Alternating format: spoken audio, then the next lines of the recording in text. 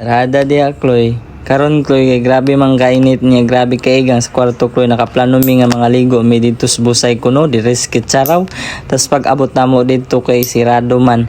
So nagplan din mi. Auto Chloe nga gibirahan na dahil namo dito, nagmutong na lang mi dito sa iyang ma'am.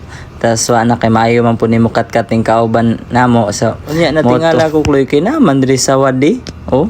Kuy, anong taga diri guro si Sawadi no? Ate ka Chloe. Unya Chloe kay gamay ra man na mo nako ani sa kag balik ang kauban, grabe ka master mo sa akaw, patungan man gid sa udlot sa lubi. Sugda na dai nagpamuak dia sa pamay dugayan. Alangan man magunsa ko, di mag-inom-inom na ko diyan dapita. Sa pamay akong maton di ay magpakitra man. Dami naman jud kayo mo inom, di paspasan na dai nagpamuak dia kay para dali na mahimo na ning lamaw. So bato gipanguskus na kay hinay man kay pagkakuskus ako ni Puli, grabe paspasan ako, di ba? Human na.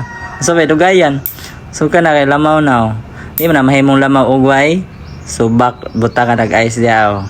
Condense pita o di wa na lamaw na. Birahan na dayon na diha Chloe, kay grabe ka init sa panahon karon o grabe ka igang. Nya lami kayo ang butong kay grabe ka bugnaw. Kabalos ang lamaw Chloe ay. Wa na sulbad na ang kainit karong adlaw, paminawa sa ni Chloe. Jawa na ini. Unsaon naman ni oy. Buang. Ato kami butong, jaon ng butog. Kolera man siguro ng mga Jawa.